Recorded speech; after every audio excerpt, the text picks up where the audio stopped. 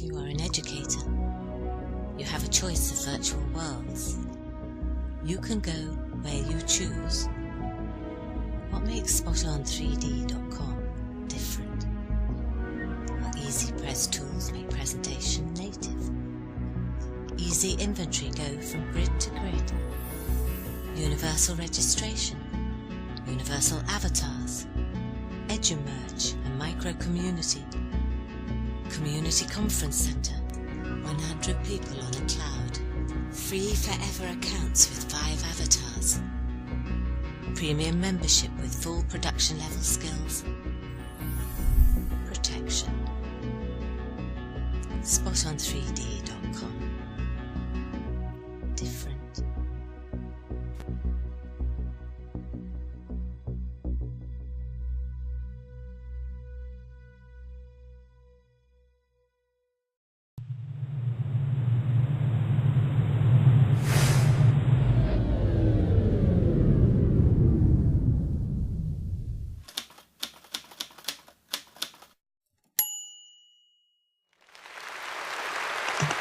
Hello and welcome to GRIDwrap on this, actually what is a cold and dark 1st of November in the UK. And it's much nicer being in Second Life in this really very pleasant scenery. And that includes my audience and particularly includes my guests today. So we have our regular guest, Tessa Harrington. Hello, Tessa. Hello. And then we have Marzipan Jampola, otherwise known as Joshua Fouts. Welcome, Joshua. Hello, thanks for having me. And Crazy Horse McBride, otherwise known as Rita J. King. And very welcome you are too, Rita. Thanks for having us. Well, I invited you here, and I put the title of today's subject as Peacemaking in Virtual Worlds. And the reason I did that is because I have been watching you two wandering around the world into all sorts of really interesting situations and thinking the word all the time that came up in my brain was diplomacy. And I wonder what you feel about diplomacy in virtual worlds. Rita, should we go to you first? Sure. I have to start off by saying that almost everything I learned about diplomacy in virtual worlds, when the concept first came into my mind, it was from Josh, who, at the time, diplomacy was almost a buzzword, I guess. He was a pioneer in bringing that concept into virtual worlds, and it's since taken root, and that's a large credit to him, I think. And we have traveled all around the world, and thank you for observing our adventures. It's been very fun. We got to travel to 4 continents in the physical world and across the virtual world of Second Life here when we were working on understanding Islam through virtual worlds. And it was really interesting and eye-opening for me to travel. Okay, I'm going to call her again. In the meantime, Joshua, would you like to take over? Sure. It's I'm sorry to have Rita's voice drop out right in the middle of such nice compliments. I'd prefer for her to have gone on. Actually, I think some people in the audience still hear her, so I don't know if I'm talking over her in Second Life. Are you back? Right, she's back. Yes. Maybe I'll pause. I was just saying that it was unfortunate to interrupt you in the midst of the very nice things you were saying about me. So we'd like you to continue, Rita, please. So please, don't be standing in the way of you complimenting me, really. I'd like to start off by complimenting my Joshua. For those of you who missed that the first time, I was saying that any effort that's happened globally regarding diplomacy in virtual worlds is solely to his credit. He's a pioneer in the space, and one thing he has that really makes him amazing in this space is that he is comfortable wherever he goes and immediately relates to people in an extremely human way. And I believe, and the reason we started collaborating together is it is that humanness that I think is the universal characteristic that allows individuals to really be. And that's the most important thing when it comes to creativity, and virtual worlds enables that. So, I mean, Rita, how did you two meet up, you and Joshua? We actually met in Second Life and started collaborating on, real world projects before we ever met in the physical world.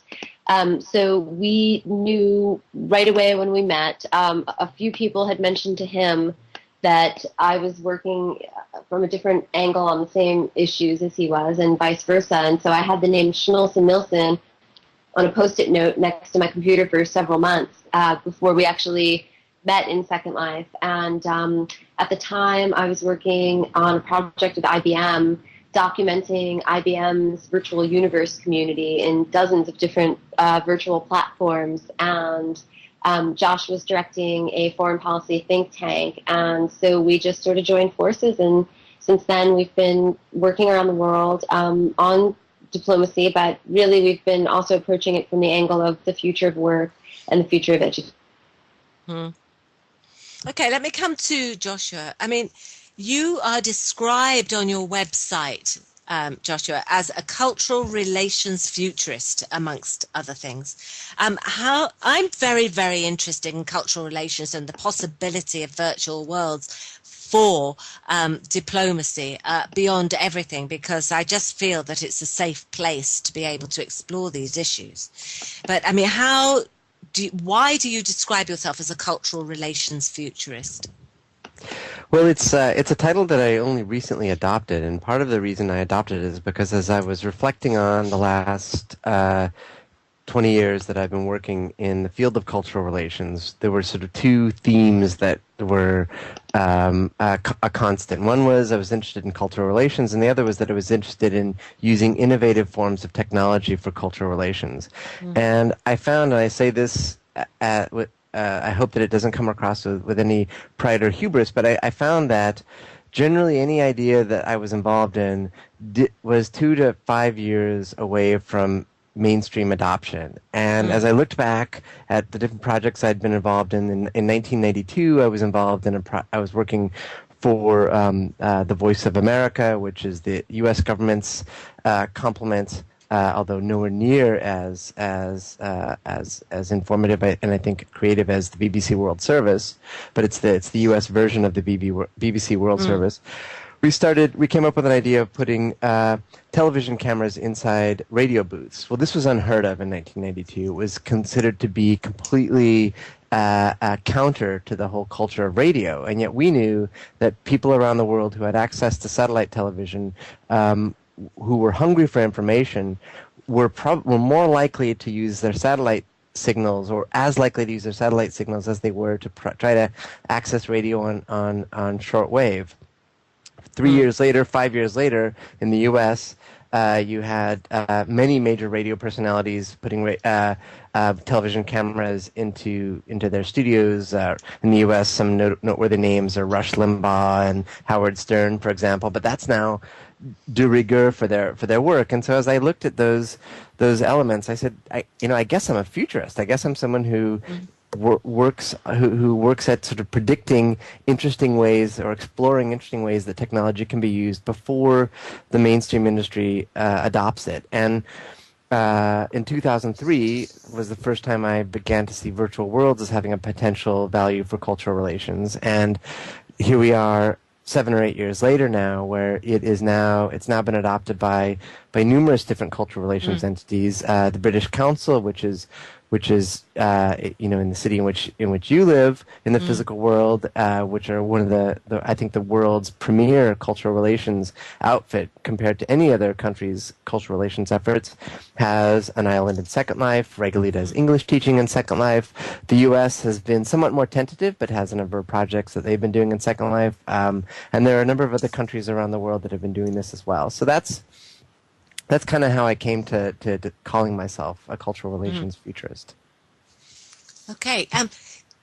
So can you tell us something about, you mentioned understanding Islam through virtual worlds, and I know that you focus a lot on storytelling. I mean, a lot of your website is about storytelling or machinima, or telling stories through machinima vision, and you've talked about radio and sound now as well. Understanding Islam through virtual worlds, what was your approach to that, and why did you want to do it?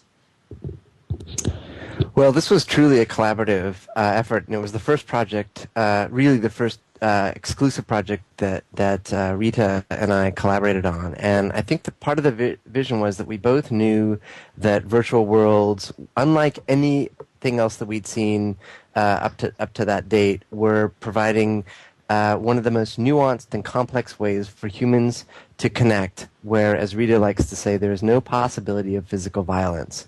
And what is the issue of the day? The issue of the day around which there is the greatest amount of tension and misunderstanding for the last decade on the planet has really been the relationship between people who are Muslim and non-Muslims, and that tension is a tension that we felt needed to be met in a way that could put the opportunity for physical violence aside and explore new ways of collaborating and connecting. And that's really what the premise of the project was about. The real artistry of the project, the real creativity, and I say this is now my turn to pass back the compliments to Rita, were really infused in the project by Rita. I had come out of years of working in bureaucracies and governments, and I sort of saw this as a series of events. And Rita, who, in addition to being an artist and investigative journalist, said, to really approach this in a way that understands and takes the culture of virtual worlds on their own terms, let's approach this as a quest. And so we went into Second Life not as a let's bring policymakers into Second Life, but as a let's go in and really and quest through this. And I think that really helped this project to become something that was much more meaningful than its earliest ideas. Well, I also just want to add, it's not just violence, and Light Sequent just made a comment about emotional violence in virtual worlds being an issue, and so I just want to say there's no chance of physical violence, which is, in my opinion, an upgrade over the physical world when you're looking at cultural relations in terms of ways we can use the medium that actually represent something that's not possible in the physical world. I often like to look for ways that we can maximize those dynamics. So, for example, another example of that would be, creating a space that defies the laws of physics. So, Light is saying cyberbullying. Cyberbullying is an issue, but I would argue ultimately you can always turn off a computer. You can always stand up and walk away. When you're being hit physically, for example, though, by someone who overpowers you, you often don't have that option. So, while cyberbullying is its own terrible dynamic, I'm not minimizing the impact of cyberbullying. The fact that you can walk away. But Light, we focused on adults for our work in this particular case. So of course it's a case by case basis. But for this particular project, Understanding Islam Through Virtual Worlds, at the time, Second Life, you're ostensibly 18 and older to participate, and all of the people that we interviewed in the physical world were also adults. So it's not just physical violence. It's also the idea that some people are often too shy to speak up in the physical world, or are in circumstances that make it very difficult to connect. For example, when we went on the virtual Hajj to Mecca here in Second Life, virtual Hajj to Mecca is not the same as the physical Hajj to Mecca. Millions of people, more so each year, moving together, hungry, praying to God, often very hot and crowded circumstances. It's a physically, intense experience. So it's actually a good way to look at this difference between physical world and virtual worlds. The virtual Hajj to Mecca in Second Life was, us and some young Egyptian tour guides that we were able to interview extensively while we were participating. And you get a duffel bag that includes everything you need, from the appropriate clothing to the appropriate animations and objects that you might need to participate. But when we first went to the virtual Hajj to Mecca, we met a male avatar from the North Caucasus. And the North Caucasus is a blood-soaked region in which Islam is a major, there's a lot of issues around Islam, let's say, in the physical world. So when we first met him, we were typing in text chat, and I asked him about ijtihad, which is the critical thought component of Islam. And in fact, I had just learned about ijtihad.